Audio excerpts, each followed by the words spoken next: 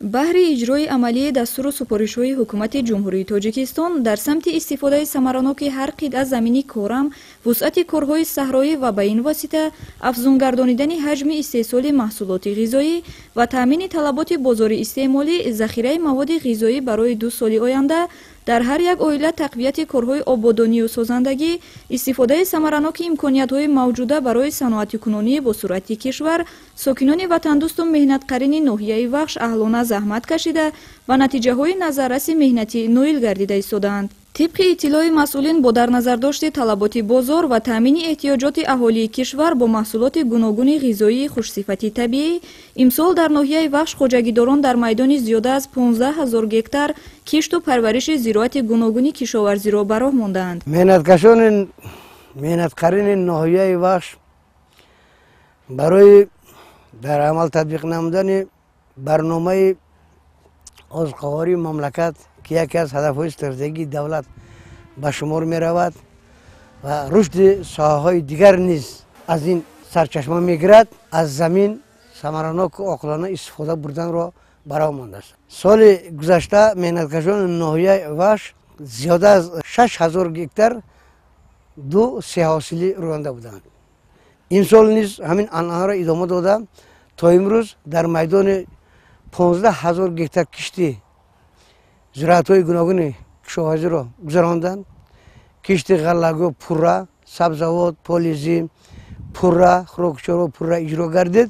кишти пахта 85% иҷро гардидааст ки мо бояд 9440 гектар кишт менамудем, то имрӯз 8700 гектар кишт кардем. байни ҳамин як ҳафта пурра ба анҷом мерасад. сокинони ноҳия ки аксаран дар деҳот ҳаёт ба сар мебаранд, баробари истифодаи босамари заминҳои васеъи хоҷагиҳои деҳқонӣ, ҳамзамон қитъаҳои замини назди ҳавлигиро низ мақсаднок истифода бурда, бо таъмини эҳтиёҷоти рӯзгори худ, инчунин дар фаровонии бозори истеъмолии ҳамватанон ҳиссаи муносиб мегузоранд. махсусан хоҷагидорону сокинон таи солҳои охир бо ташкилу истифодаи гармхонаҳои мавсимию доиму амалкунанда яке аз аввалинҳо шуда маҳсулоти тару тозаи барвақтиро ба бозор мебароранд. хеле ки шумо дида истодед, меваи аввалини деҳқон ин қулфне аст. аз рӯзи 20 март инҷониб меҳнаткашони ноҳия бозорҳои дохили ноҳия, вилоят, ҷумҳурӣ ва берун аз ҷумҳуриро бо меваи тари тозаи баҳорӣ таъмин карда шудааст. дар ҷамоати шаҳраки Кирифи ноҳия зиёда аз 30 сол 35 сол инҷониб мардум бо парвариши ҳамин зироат сари кор доштанд, ҳозир ҳам сари кор доранд. солҳои пеш зиёда аз 300 гектар 250 гектар дурнамо пешбинӣ шуда буд. имсол деҳқонон дар ҳамаи бахшҳо, ҳам дар заминҳои наздавлигӣ, ҳам дар заминҳои президентӣ ва қисман дар заминҳои хоҷагии деҳқоние ки доранд, як 3-4 сотихи ҳар замин истифода бурда корда истоданд. дар ҳудуди ҷамоат қариб зиёда аз 300-350 гектар кулуфниҳо кишт карда шудааст. то имрӯз мара хеле ки деҳқона қайд кардан, аллакай 6-7 маротиба чинда ба бозорҳои ҷумҳурӣ ворид карда шуданд.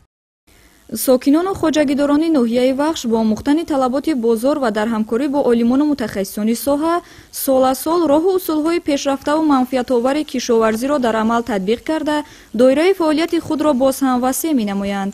зеро аҳли заҳмат хуб дарк намуданд ки дар кишвари мо рушди соҳаи кишоварзӣ яке аз омилҳои асосии таъмини амнияти озуқаворӣ, фарогирии сокинон бо ҷойи кор, таъмини корхонаҳои саноатӣ бо ашёи хом, тақвияти иқтидори содиротии кишвар ва дар маҷмӯъ баҳри ғанӣ гардонидани буҷаи давлат ва боз ҳам беҳтар шудани шароити кору рӯзгори сокинон нақши муҳим дорад.